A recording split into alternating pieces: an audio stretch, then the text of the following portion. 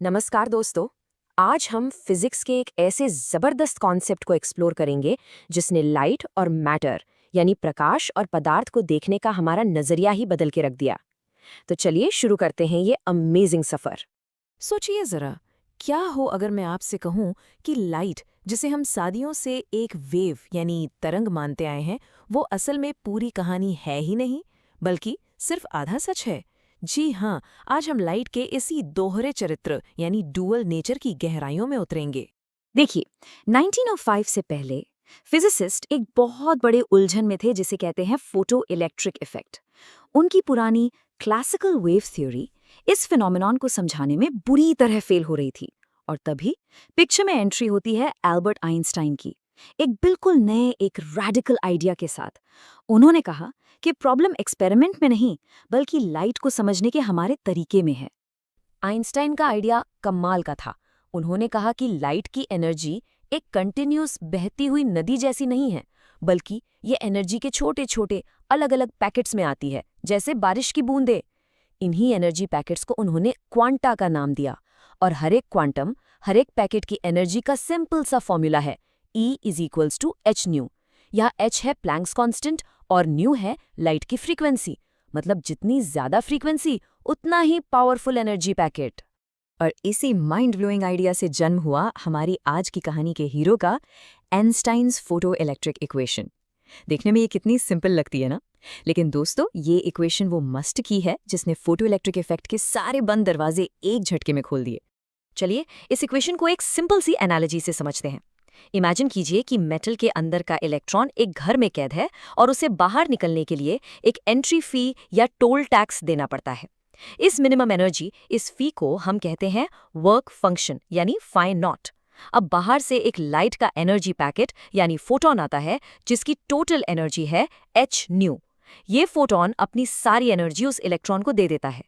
Electron सबसे पहले इस एनर्जी से अपनी फी यानी वर्क फंक्शन चुकाता है और उसके बाद जो भी एनर्जी बच जाती है वो उसकी दौड़ने की एनर्जी यानी उसकी मैक्सिमम काइनेटिक एनर्जी के मैक्स बन जाती है। सिंपल है ना?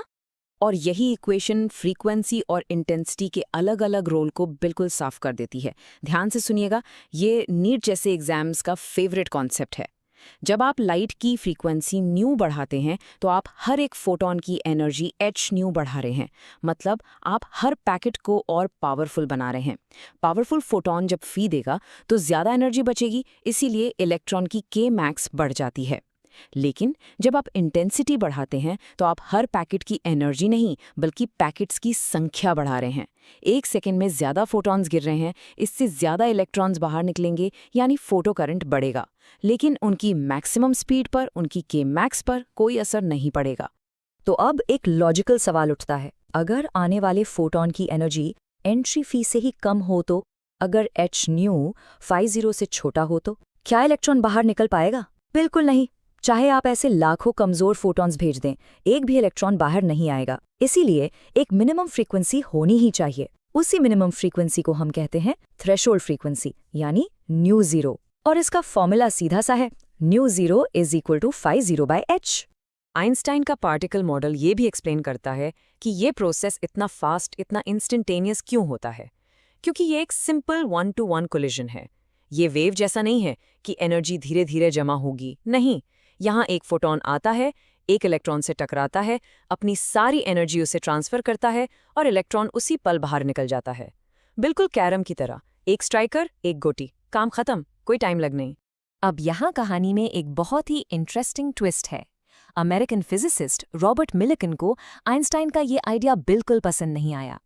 उन्होंने अगले 10 साल 1906 से 1916 तक लगातार एक्सपेरिमेंट्स किए ताकि वो आइंस्टाइन की थ्योरी को गलत साबित कर सकें। लेकिन साइंस की खूबसूरती देखिए, हुआ इसका बिल्कुल उल्टा। उनके अपने ही एक्सपेरिमेंट्स के रिजल्ट्स ने आइंस्टाइन की इक्वेशन को इतना परफेक्टली साबित कर दिया कि कोई शक ही नहीं बचा। जिसे गलत साबित करने चले थे, उसी का सबसे बड़ा सबूत बन गए।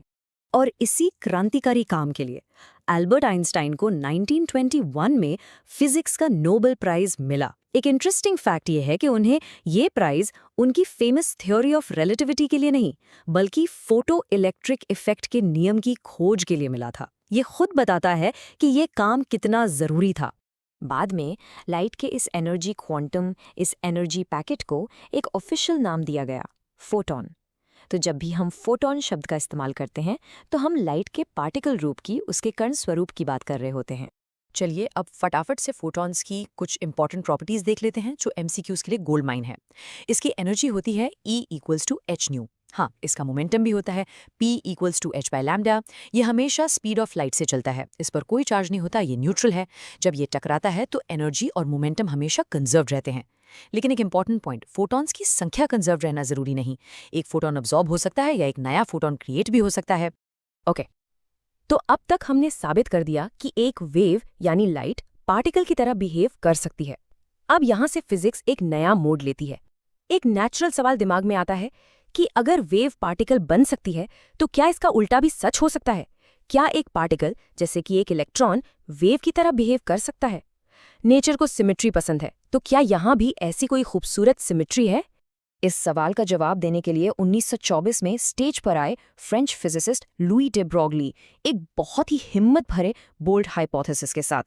उन्होंने कहा, जी हाँ, बिल्कुल, इस यूनिवर्स में हर चलती हुई चीज, चाहे वो एक छोटा सा इलेक्ट्रॉन हो या एक तेजी से आती हुई क्रिकेट बॉल, हर किसी के साथ एक वेव जुड़ी हुई होती है। मैटर का भी ड्यूअल नेचर होता है। और डी ब्रॉगले ने इस मैटर वेव के वेवलेंथ निकालने के लिए एक बेहद खूबसूरत और सिंपल इक्वेशन दी, λ=h/p। इस इक्वेशन की सुंदरता देखिए। एक तरफ है लैम्डा जो एक प्योर वेव प्रॉपर्टी है, दूसरी तरफ है मोमेंटम p जो एक प्योर पार्टिकल प्रॉपर्टी है, और इन दोनों अलग अलग दुनियाओं को जोड़ रहा है हमारा जादुई नंबर प्लैंक्स कांस्टेंट h। ठीक है, मान लिया। लेकिन अब आपके दिमाग में वही प्रैक्टिकल सवाल आ रहा होगा, है ना, कि अगर चलती हुई क्रिकेट बॉल भी एक वेव है तो वो हमें लहराती हुई एक वेव की तरह जाती हुई क्यों नहीं दिखती? वो तो बिल्कुल सीधी जाती है। ये एक बिल्कुल वैलिड क्वेश्चन है। चलिए इसका जवाब ढूंढने के लिए साइंस का ही सहारा लेते हैं। Let's do the math.